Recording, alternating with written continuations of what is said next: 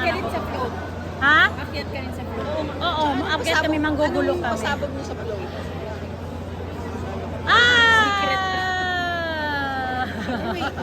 Oo.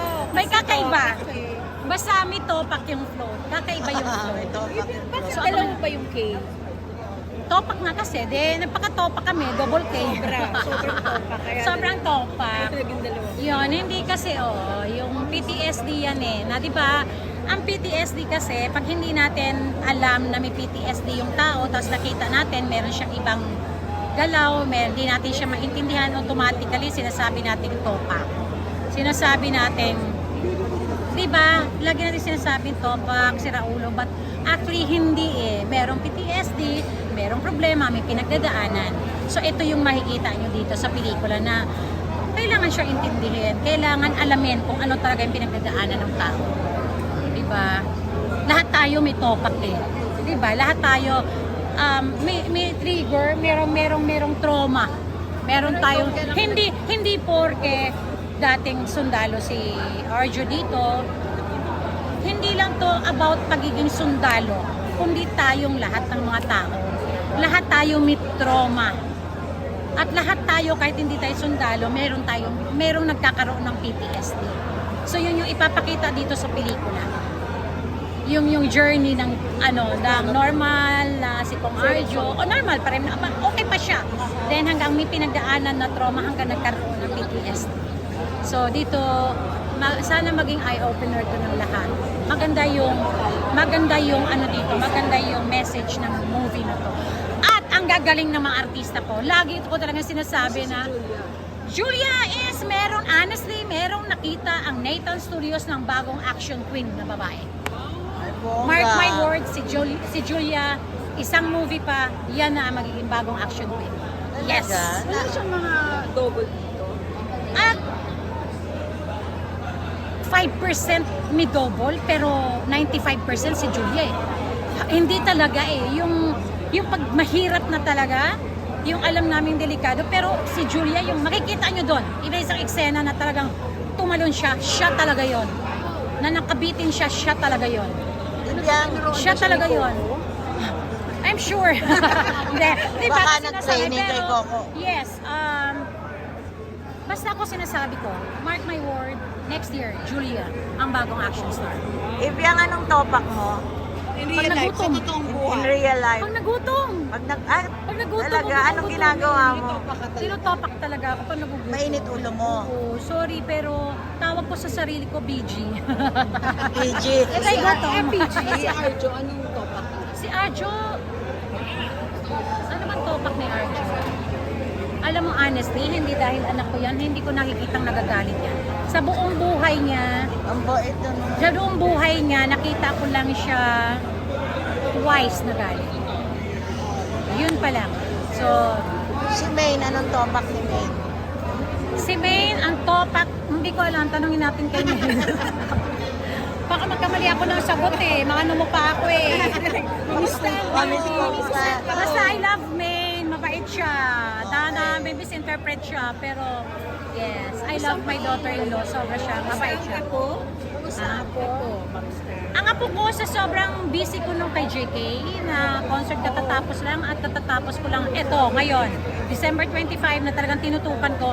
Once a week ko na lang nakikita ang apo ko. Sunday na lang, pero araw-araw kong video call yon. Pero wala, every Sunday na lang kasi hiwalay kami ng tirahan ni Riyadh Sanjo. So sabi ko naman, hayaan mo, kayo na muna mag-asawa ngayon habang baby. Pero ingat kayo pag lumaki yan dahil kukunin ko akin yan. Yun. So once a week ko lang Pero nakikita. pag sa Pasko, Sa Pasko magkasama kami kasi New Year. Tsaka New Year. Kasama kami. So yun yung first pahinga ko. time kasi may baby. Yes. Diba? So, Special. Pasko at New Year, doon lang ako makakapagpahinga talaga. At, hindi pa nga, di ba? 25, kasi opening Kasi opening So, yun, hindi. So, wala akong Pasko. May Pasko naman, pero wala, kasi sa gabi. Yun na lang yun. Uwi ako sa bahay kasi mag-iikot kami ng mga cast. Tapos, uwi na lang ako sa gabi. Buti na lang mag-spend kami ng Pasko sa bahay ng father-in-law ko, sa mother-in-law. So, libre ako sa handa. wala akong iisipin. So doon ko na lang yung pagpahinga ko, yung pinakapahinga ko sa Pasko is yung paglaro ko sa apo ko. Sa Yung araw sa Christmas wish mo for Leah and Sajo. Christmas wish ko, more kids. Marami pang anak para makaagaw ko kahit isa lang sa inyo. For Maine and Arjo. For Maynard Arjo, mahalin niyo isa't isa. Huwag niyong pabayaan ang sarili niyo at kailangan niyong bigyan ng time ang isa't isa. Pareho silang busy. Oo. Yun lang, yun lang. Sa 2025, may mga schedule kayong pelikula. Meron, like, January 15, 14 ba, meron kaming Buffalo Kids, yung nakita nyo kanina, yung mga binili ko rin abroad. Ipapalabas ko, meron akong January 14, meron akong February 12 na palabas.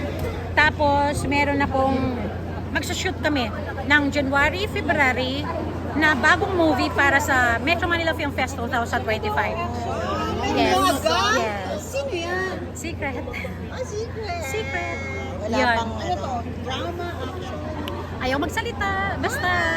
Secret talaga. Secret. Yes. Yes. Masushoot ako. Ayun. At, abangan nyo kasi yung sinasabi ko na merong bagong action star ang Nathan Studios. Totoo yun. After, Julia! Tatanong ko yung reaction niya. Na siya Ito yung aabangan nyo ha. Ikaw daw ang bagong habang Yung action. bagong action queen. Ito Ito yung po ang aking mami. Ito yung 220, mark my word, Julia. 2025. Basta.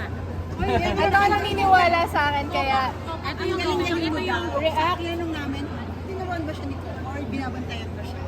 Actually, yung turo, nandun naman yung mga advices, pero ang sarap kasi makatrabaho ng ganitong klaseng team. Kasi from the very start, talagang nakatutok sa amin bawat galaw, bawat ano.